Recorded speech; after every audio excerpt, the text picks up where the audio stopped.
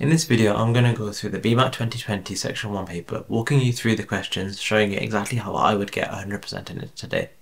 The reason why I'm going through the BMAT Section 1 walkthrough is because quite a few people have said that they're struggling with BMAT Section 1, and so I thought I'd walk you guys through questions so that you can see exactly what I would do if I were to set the BMAT this year. Hey, I'm Hamzah, a third-year medical student at the University of Cambridge, teaching you how to get in the top 10% of the BMAT cohort just like I did. So, question number 1. Question number 1 says, you can only take the practical driving test after passing the theory test. You have failed the theory test, so you cannot take the practical test. Which one of the following most closely parallels the reasoning used in the above argument?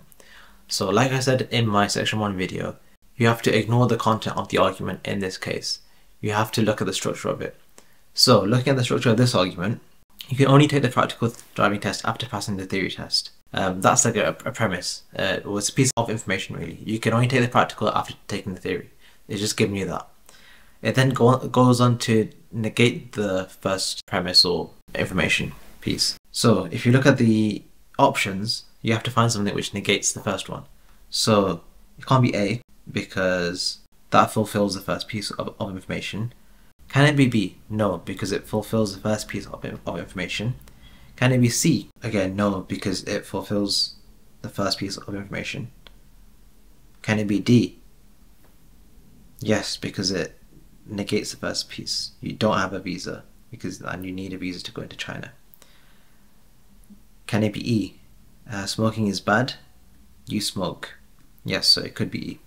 Now, if you look back to the question again, it says you cannot take your practical test. So you need to find something where it says you cannot do something, or you can't do the first thing. So look at D. So you cannot enter China. Therefore, it must be D. Now looking at E, you will have heart and lung problems, so it can't be E. Moving on to the next one. Question 2. We have just installed a new boiler in our house. It has cost us £4,700 to install, but it will last for 9 years because it needs replacing. Nevertheless, the supplier assures us that it will cut our heating costs by 30%. This is good news as we currently pay on average £500 every quarter year. The supplier insists that it will pay for itself.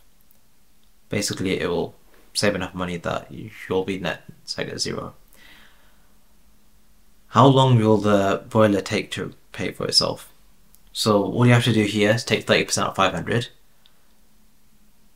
because they're currently paying 500. So 30% of 500 is £150. Then you see how many times 150 goes into 4,700. So 4,700 divided by 150 is 32 and some change. No, just under 32. So the answer is B.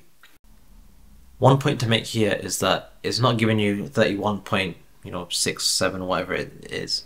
It's giving you a whole number because you can't have like a half of a quarter. Well, you can, but in the question it's not giving you a half of a quarter. So instead of rounding, what you do is that you just go to the next one, because after 31 quarters you wouldn't have paid off the difference.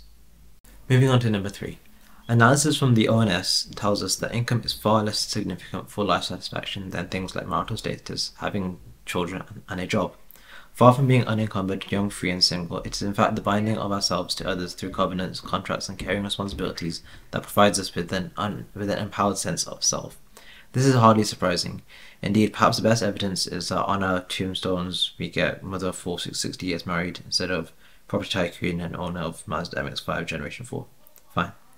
Which one of the following is an underlying assumption of the above argument? So again, underlying assumption, conclusion, reason, put them together, what's the part in between? More information on my first video and on Sigma Med BMAT course. So the conclusion here is that, is this part here. It's in fact the binding of ourselves to others through covenants, contracts and caring responsibilities that provides us with an empowered sense of self. That is the conclusion. And now the evidence for that is, like it says, the best evidence of the importance of community can be found in how our lives are summarized on our gravestones, and from analysis from the ONS. And so the assumption has to link the reasons with the conclusion, or at least one reason with the conclusion. So the reason why people get married and have children is to have an empowered sense of self. No, that doesn't link the reason to the conclusion. The only way to achieve life satisfaction is to bind oneself to others. Again, no, that doesn't link the reason with the conclusion. Most people believe that income is what determines happiness. Irrelevant. The inscriptions on gravestones reflect what people think is most important in their lives. That might be true. The ONS is typically considered to be a reliable source of information. Some people might think that that's actually the answer, but that's more of a prerequisite rather than an assumption. And so the answer is D. Moving on to question 4. Everyone with a good idea wants it to have an impact, but why do some social innovations go global while some remain small scale?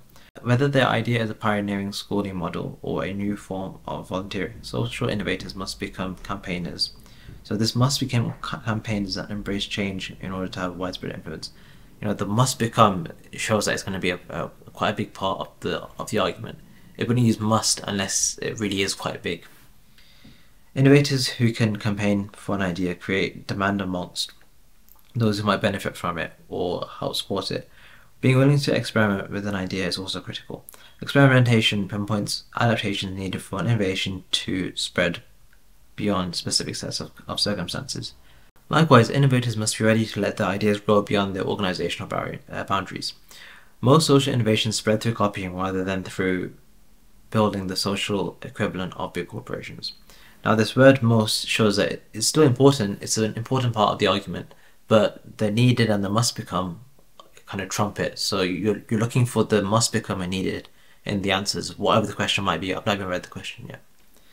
Which one of the following best expresses the main conclusion of the above argument? So when you get a question like this, you need to understand that you're looking for the whole paragraph. The majority of social innovation spread through copying? Maybe, probably not, because that's just a very small part at the end. Again, we said that most means that it's important, but it's not top tier. Everyone with a good idea for a social innovation wants it to have an impact. Some ideas related to social innovation are suited only to specific circumstances. Probably not, because it's kind of skimmed over in the paragraph. To have widespread influence, social innovators must become campaigners and embrace change. I'm leaning towards this one just because it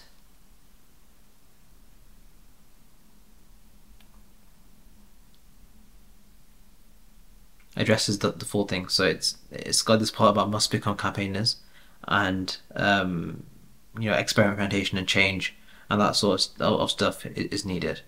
That's what I'm thinking is the conclusion in this paragraph.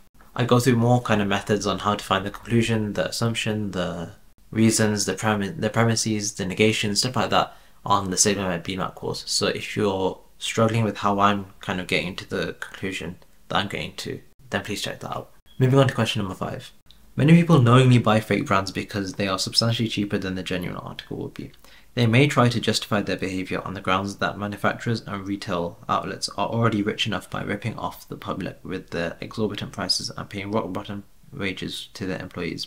As true as these claims may be, it doesn't excuse the shopper for encouraging piracy. Which one of the following illustrates the principle used in the above argument? So, what is the principle in the above argument? You're looking at, you can't excuse piracy even though the guys in the first place are doing wrong. So it's the kind of idea of two wrongs don't make a right. So if you look through the answers, which one of those answers does the same thing? So A, there's no justification for hotels charging inflated prices when demand for rooms is high. Again, there's no two wrongs makes one right idea sort of argument going on here. Demand is high, hospitals inflate prices. Hotels inflate prices. Fine. George was wrong to spread lies about his ex-girlfriend even though she had cheated on him. Now this is the answer because his ex-girlfriend cheated on him and George spread lies. So it's the kind of two wrongs don't make a right sort of principle argument going on. So it is B. Moving on to question number 6. In a cafe, this delicious tropical drink is 1/2 orange juice, 1/2 strawberry juice. Vibrant sunset drink is 2/3 orange juice and 1/3 apple juice. Stacy makes a mixture of tasty delight, which is 1/4 of the first one and 3/4 of the second one. What is the proportion of orange juice in tasty delight in Stacy's drink? Fine. So this is a problem solving question now. So to do this, you just need to multiply out the fractions. So all it is 1/4 of you're looking for orange here. So 1/4 of this 1/2. 1/4 of this 1/2. Okay, that's not working for some reason. Which is 1/8. And then 2/3 for the orange, which is 3/4 of the full thing. So 2/3 times 3/4 is 2/4, which is a half. So a half and an eighth is 5/8. So the answer is 5/8. Again, more information on how to do these really quickly on Sigma Med BMAT course so that you're not faffing around. Next one, question 7. Prices for customized birthday cards are shown in the table below. Forget the table for now, read the rest of the question, then come back to the table. James wishes to buy 8 small cards and 20 medium cards. He has decided to use one of the standard images on the small cards. So standard on small, 8 small, 20 medium. But he has his own image that he will upload to go on the medium cards. So own image for medium. He will have personalized greetings on 5 of the cards. How much will James have to pay for his cards, including postage? So 8 small with standard. So 8 of these, which is 24. 20 with his own image, I believe, yeah. 20 with his own image of the medium. So that's 100. So 100 as 24, 124 so far. You will upload, you will have personalized greetings on 5 of the cards. So 5 times 2 is 10, 134 so far. And then because he's got 28 cards, you add $3 for postage, because you don't go like, oh, there's only 8 cards as a remainder, so you pay 80 cents. No, you do the full thing. So similar to the question a few questions ago. So James will pay $137. Moving on to question 8. Following graph shows the changes in Ali's bank balance each month over a period of 9 months. The change in balance in a given month is the difference between the balance at the end of the month and the balance at the end of the previous month. So the start and the end of the month, basically. Which one of the following graphs could be the actual amount in his bank balance at the end of each month? So you see that in month 1 it increases, and then after month 8 and 9 it decreases. What I try to do for these sorts of questions is go for the extremes. There's no point in you kind of going throughout the question, just because you might get lost somewhere. So try and go for the extremes and then see whether the middle fits. Just because normally they expect everyone to go from the start and work their way to the end, and that way they kind of try to make people waste time. So if I were you, I'd go to the start, go to the end, and then check the middle matches. That way you'll be able to eliminate a lot more possibilities quicker. So 1 is there, fine. We don't have the data for 0, so fine. Then you go down to 2, so 2 is a decrease. So it could be any of these 1, 2, 3, 4. A, C, D, or E. And then if you look at 8 or 9, you see that it's 2 decreases. So it can't be C, D, or A. So it has to be E. Now again, they've given you very similar looking graphs. So you see that all these graphs look very similar in the middle. Whereas if you skip to the end, you can see that they're all the same at the end. So it has to be E. Moving on to question 9. A high unemployment level is an indicator of a weak economy. Unemployment levels in Malaysia are low, so the economy must be strong. Which one of the following most closely parallels the reasoning used? It uses reasoning which says X is an indicator of Y. X hasn't happened, so Y can't happen. So if you look at A, for example, tan skin shows that you have been out in the sun. You have pale skin, so you have not been sunbathing. So X shows Y. Tan skin shows that you've been out in the sun. You don't have X, so Y can't be possible. So it has to be A. Again, a lot more information on that can be found on sigmamed.co.uk. Indian mongooses were introduced to Japan's Amami Island in 1979 to control the rat and pit viper populations. They also preyed on the tip-nosed frog, dramatically reducing their numbers. Once the mongooses were removed, the population of the frogs rebounded.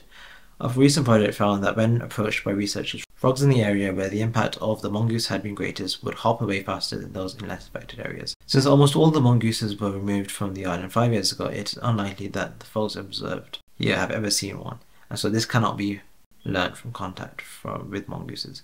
The greater wariness in the frogs must have been caused by a genetic change. Which one of the following is the best statement of the flaw in the argument above? So it said that there's a flaw in the argument. So it draws a conclusion about frogs based on information from just one area. We know that's not right because of it says frogs in areas, so it's not just one area. Fine. B. It seems that the reduction in numbers of frogs was solely caused by the mongooses. It might do, but that isn't really a flaw in the argument because that's what the argument is saying, if that makes sense. It ignores the possibility that the frog's behaviour was learned in some other way. This might be true because, for example, if the frogs had learnt from their parents, for example, then this would kind of say that it wasn't a genetic change. It fails to explain the mechanism. No, it doesn't. It doesn't want to explain the mechanism. It assumes that the removal of the mongooses was intended to protect wildlife. Again, no, it doesn't do that. So it has to be C. Moving on to question 11. The arrival of the digital age and the communication platforms and software advances underpinning it are significant for a much older pursuit, the study of human behavior. Revolutionary big data now exists in the form of the internet traffic created by users of various websites and social networking services and applications.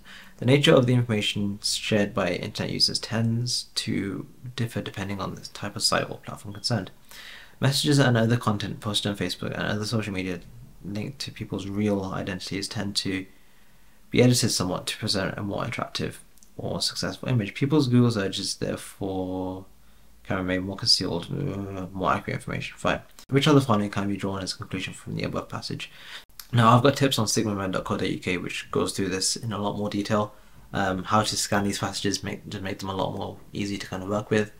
But for now we're going to take it at face value. Which one of the following can be drawn as a conclusion from the above passage?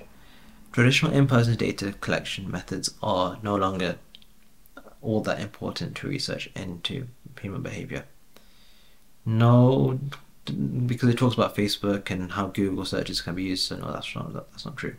Content on Facebook may be useful for researchers interested in knowing how people wish to be perceived by others. Maybe. Because it says that. But it doesn't talk much about Google, or it sort of talks about the start, so it could be B.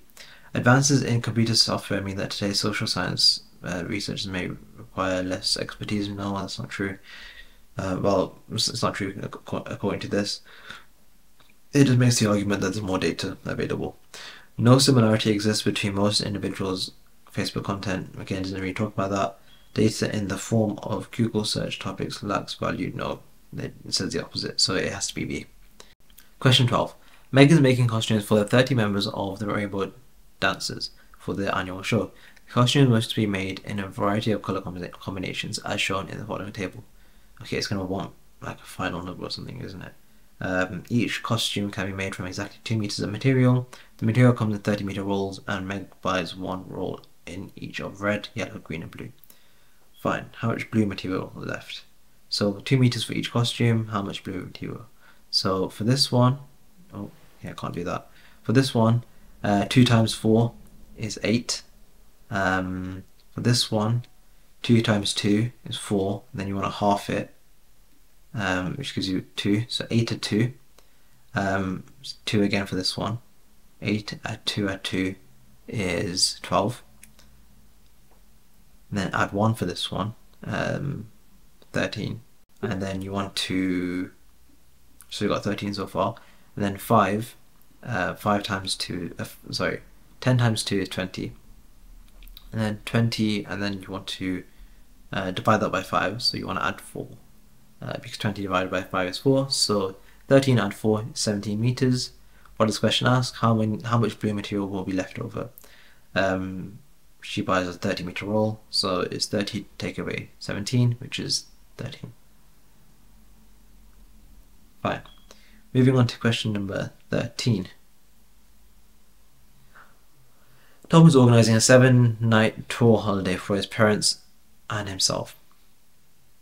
The table below shows details of 5 tour companies that Tom is considering. Again, the Sigma Med BMAT course kind of shows you exactly how you can eliminate choices without even looking at the rest of the question. But I'll just take it at face value for now. Tom has a maximum budget of €3,600. All 3 travellers will qualify for the quoted cost per person, but Tom will also have to pay the additional single supplement. They will all need direct flights, so direct flights straight away you're looking 1, 2, 3, 4, so it can only be these 4. They will all want fully escorted travel, these 4 appear, so you're looking at these 3 options. Oh, no, I can't do that. The middle 3 options here, so B, C, and D. And inclusive day trips, so again B, C, and D. Now his budget is 3,600, so you can eliminate this one straight away. And then out of the 2, this one looks to be cheaper. So without even looking at the rest of the information, I would choose D straight away. But you can figure it out for yourself if you would like. Moving on to question 14. An early form of communication is Morse code, which is used with a series of dots and dashes to send a message. Code is shown below. Fine. To make it easier to learn Morse code, a different display was configured and part of this display is shown below. Fine. Start. So A would be dot dash. Fine. Some of the circles are wrong. How many circles are wrong? So for this one, you've got no shortcut. I can't see any shortcut anyway. You're just gonna have to go through it. So if you begin at T needs to be just dash. Is it just dash? Yes, it is. E, just dot. Yeah. M is dash dash. What is it? Yep, that's right. W needs to be, nope, that's wrong. It doesn't start with a dot. A needs to be dot dash. That's right. I needs to be dot dot. That's right. Q needs to be dash dash dash. Nope, that's wrong. So that's 2 which are wrong. G dash dash dot. Yep. K dash dot dash. Yep. D dash dot dot. Yep. N dot dash dash. No, that's wrong. So that's 3 wrong. R. Yep, that's right. U. Yep, that's right. And S. Yep, that's right. Fine. So there are 3 wrong. So the answer is C. Okay, moving on to question 15.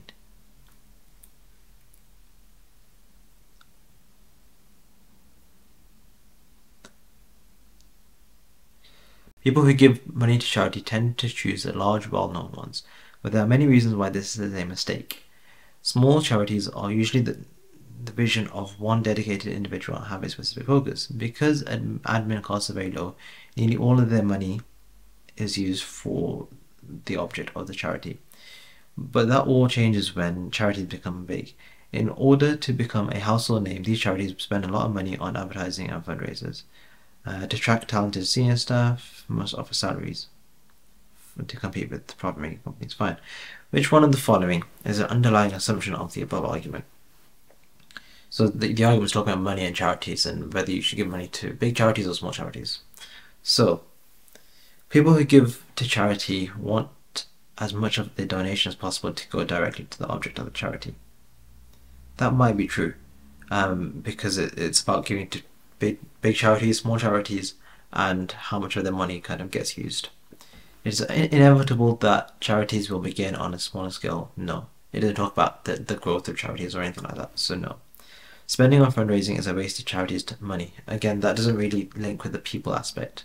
Because remember, an assumption is what links the reason with the conclusion. There's more information about that on the Sigma Med BMAT course. Paid fundraisers raise far more money for the charities at employment than the cost of their salaries. Again, that doesn't really talk about small charities, for example. And talented senior executives do not deserve the high salaries that they are paid. Again, there's not much in the paragraph that talks about that. So the answer is A. Moving on to 16. I think 16 is going to be the last one on this part. I'm going to do a part 2 for the question 17 to 32. Newspapers and magazines preach endlessly about a need for everyone to take urgent action on climate whilst simultaneously promoting and profiting from flying. Travel promotion takes up vast space in the media. Fine. Journalists, income from flight advertising. Fine. Journalists thus enjoy personal gain from the promotion of fossil fuel dependent industry, which also widely influences the holiday decisions of the general public. Not only does this practice reek of hypocrisy, but it also undermines the effort to reduce global warming to internationally agreed levels. Each plane passenger is likely to generate the equivalent of an entire household's annual carbon footprint every time they fly, according to figures released by a campaign group Flight Free. Which one of the following, if true, would most weaken the above argument? It's not always possible to tell the difference. Again, that wouldn't really weaken the above argument. Few members of the public are aware of the disproportionate effect. That might do, because then the travel company kind of loses out money from advertising, which then might equilibrate things. Again, that's kind of fetching a little bit, so I probably wouldn't choose that option. Yeah. Newspaper and magazine articles urging climate change have more influence on public attitudes than the advertising that appears alongside them. Now, this one is a better argument than the one that I just said, so C is better than B, so I would choose C in this case. And I doubt we're going to find a better option. Now, looking at D and E, yeah, again, they're not really relevant. Yeah, fine, so the answer is C. Now, if you enjoyed that, and if you do want a part 2, then please let me know, and I'll go through and record a part 2. That's all for me this time, and I'll see you in the next one. Bye.